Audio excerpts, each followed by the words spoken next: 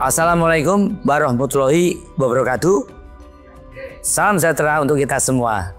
Om Swastiastu, Namo Buddhaya, salam kebajikan, Rahayu. Kawan-kawan dan sedulur-sedulurku sekalian, berjumpa lagi kita di kota Solo. Kota yang bagi saya selalu punya cara sendiri untuk menghidupkan ingatan. Setiap langkah di sini seakan menuntun kita menyusuri jejak kebijaksanaan yang diwariskan leluhur. Kali ini perjalanan kita bukan sekedar jalan-jalan. Kita akan singgah di sebuah ruang yang menyimpan nafas pengetahuan dan peradaban. Museum Radya Pustaka.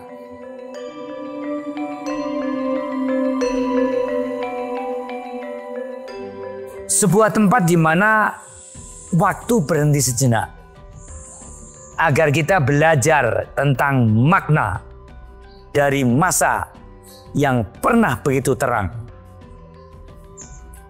Setiap kali saya melangkah ke halamannya, ada rasa yang sulit dijelaskan.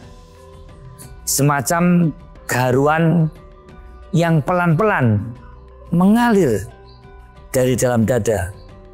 Seolah waktu berhenti dan segala yang lampau menatap kita kembali dengan tatapan lembut namun penuh makna. Radya Pustaka bukan sekedar gedung tua yang di tengah kota Surakarta.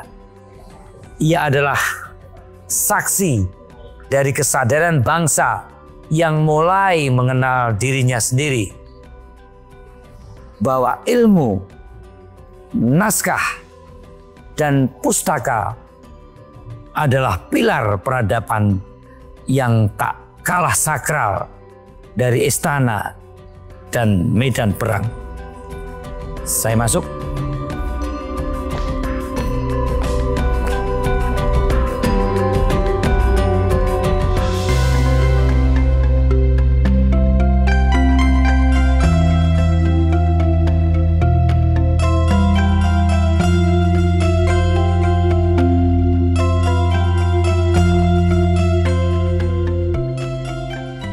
Dalam bahasa lama, Radya berarti yang dimuliakan. Dan pustaka berarti naskah tertulis, simbol ilmu pengetahuan. Maka Radya Pustaka bukan sekedar nama, melainkan penghormatan terhadap ilmu pengetahuan yang melahirkan kebijaksanaan. Dan kebijaksanaan inilah yang memuliakan kehidupan. Untuk itulah peran Radya Pustaka menjadi sangat penting. Bukan hanya sebagai tempat menyimpan naskah, tetapi juga sebagai penanda bahwa peradaban kita telah lama dibimbing oleh pengetahuan. Bukan oleh hal-hal yang mistis, bukan pula oleh kekuatan perang, melainkan oleh kesadaran akal, rasa, dan kebijaksanaan yang tumbuh dari pengetahuan itu sendiri.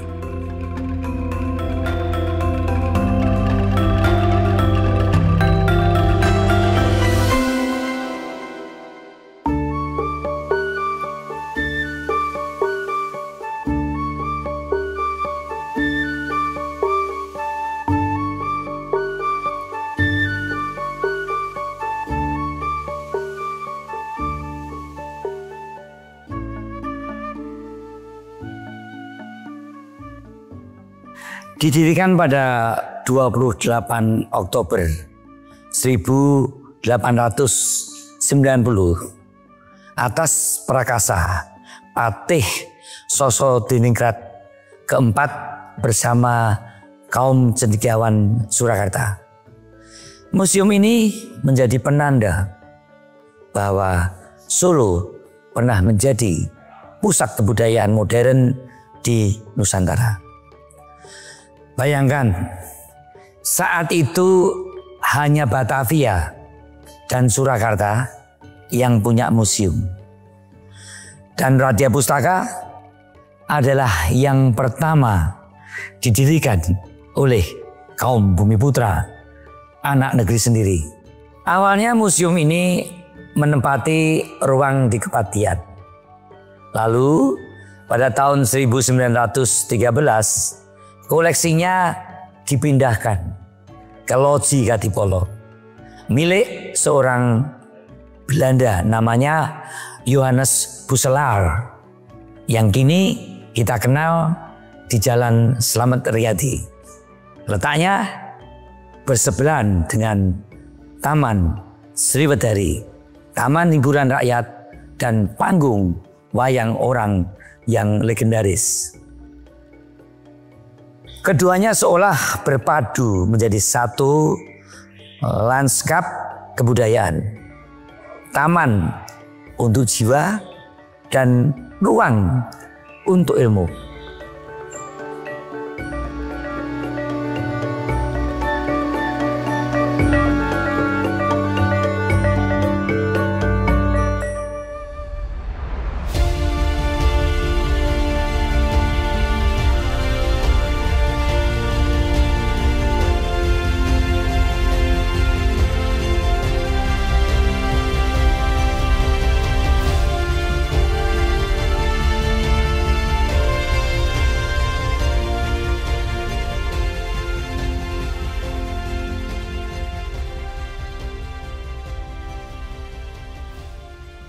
Kawan-kawan, dari sinilah lahir banyak hal besar pada tahun 1926. Paheman Radya Pustaka meluncurkan karya monumental, Ejaan Sriwedari, pedoman baku bahasa Jawa dalam huruf Latin.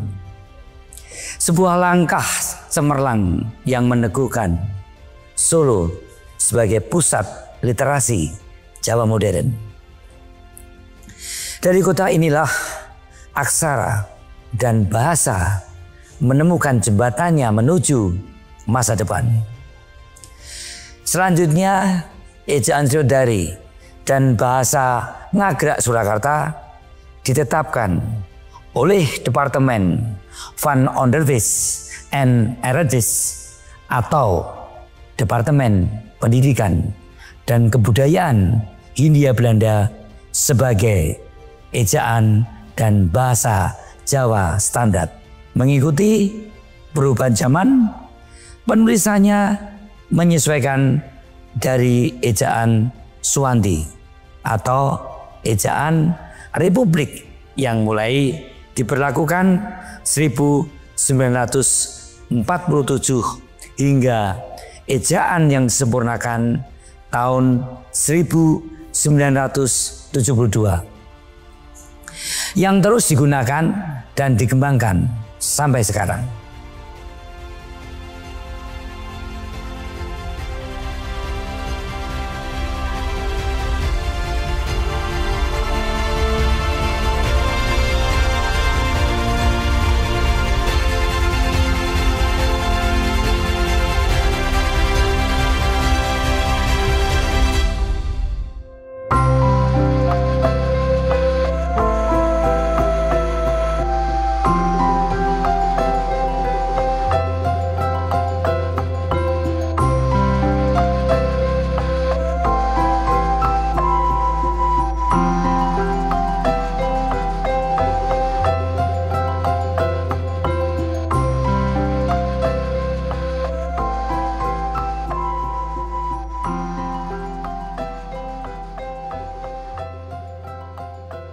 Dari jejak aksara yang melahirkan peradaban, kita beralih pada warisan yang berbicara lewat bentuk dan rupa.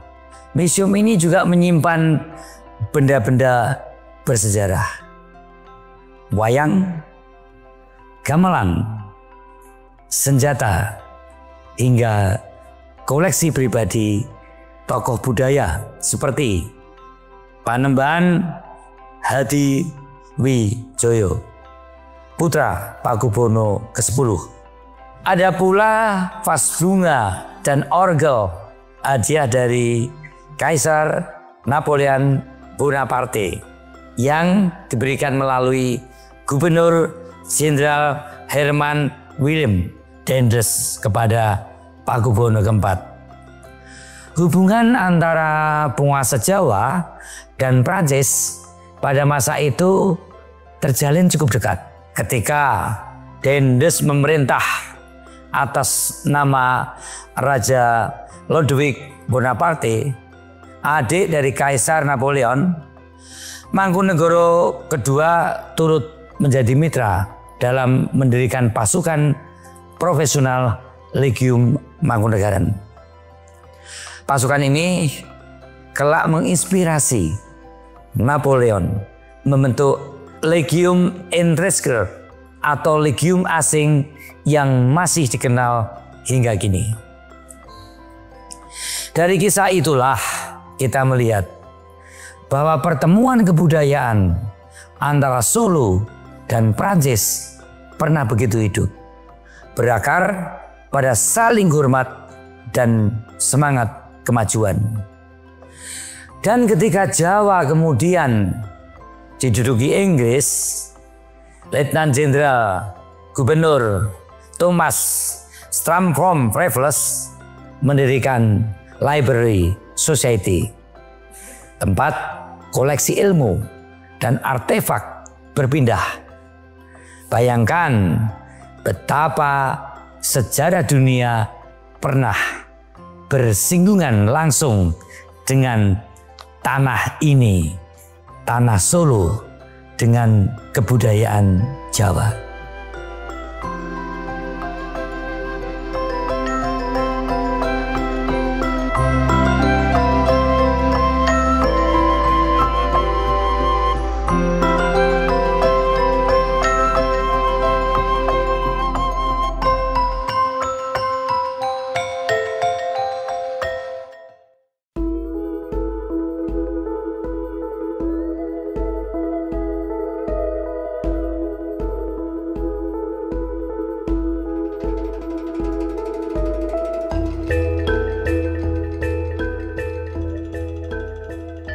Pada awal abad ke-20, kesadaran intelektual di Surakarta terus tumbuh.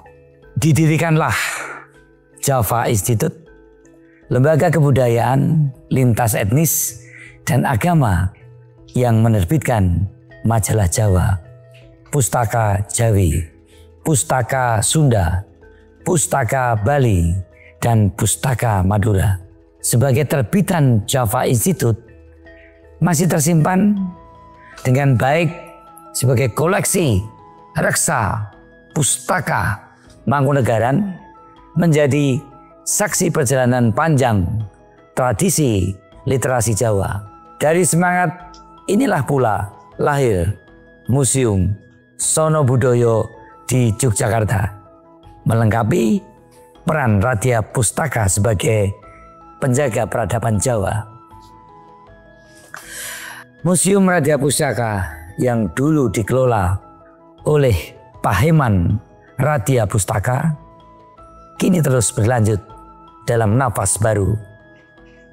Sejak tahun 2017, museum ini dikelola sebagai unit pelaksana teknis UPTD, museum di bawah Dinas Kebudayaan Kota Surakarta, dari tangan para pengelola masa kini.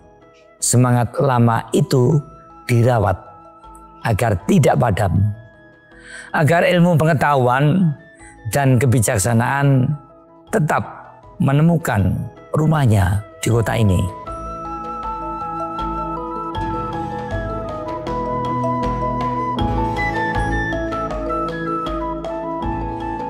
Namun di antara semua artefak agung itu, kawan-kawan, saya selalu berhenti sejenak di halaman depan museum ini. Di sana berdiri sebuah patung kepala Ronggo Warsito, pujangga terakhir Keraton Surakarta, yang oleh Bung Karno disebut sebagai pujangga rakyat. Patung itu diresmikan oleh Presiden Soekarno pada 11 November 1953 sebagai penghormatan terhadap kebijaksanaan sang pujangga yang melintas zaman. Saya selalu tertegun setiap kali membaca bait sinom Serat Kolotido yang dikutip Presiden Soekarno saat meresmikan patung itu. Sak bejo begjane kang lali, luwih bejo kang eling lawan waspada. Beruntunglah orang yang ingat dan yang waspada.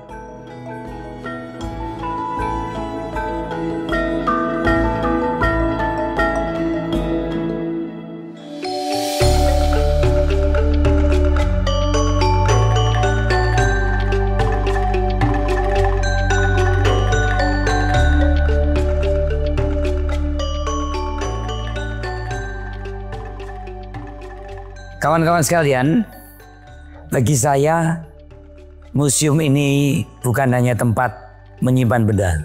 Ia adalah cermin bagi bangsa yang ingin mengenal dirinya. Museum ini mengajarkan bahwa literasi bukan sekedar membaca, tetapi menafsirkan hidup. Bahwa warisan sejatinya bukan benda, melainkan kesadaran dan nilai yang kita jaga bersama. Dan disinilah letak makna terdalamnya. Radya Pustaka adalah ruang sunyi di tengah hiruk kota, tempat ingatan bangsa beristirahat sejenak.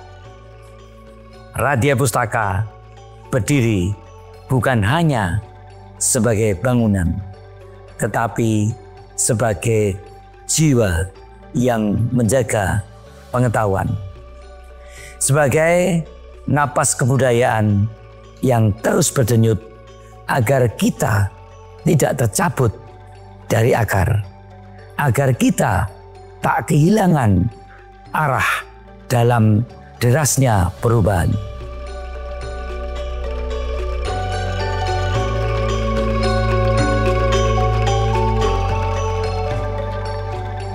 Setiap kali saya berdiri di bawah naungan pohon tua di halaman Radya Pustaka, saya merasa seperti sedang berbincang dengan masa lalu. Mereka seolah berkata, "Jagalah apa yang kami mulai, sebab tanpa pengetahuan bangsa ini kehilangan maknanya sendiri, dan tanpa kebudayaan kemajuan hanyalah cangkang yang kosong. Maka biarlah Radya Pustaka terus menjadi cahaya kecil yang menuntun langkah kita, cahaya yang mengingatkan bahwa di tengah zaman yang cepat berubah ada sesuatu yang harus kita rawat. Ingatan, kebijaksanaan, dan rasa hormat kepada ilmu pengetahuan. Karena seperti kata Ronggo Warsito, lebih beruntunglah mereka yang eling lan waspada. Dan mungkin disinilah keberuntungan itu bermula, di kota yang masih menyimpan cahaya di Radya Pustaka Surakarta. Wassalamualaikum warahmatullahi wabarakatuh. Rahayu, rahayu, rahayu.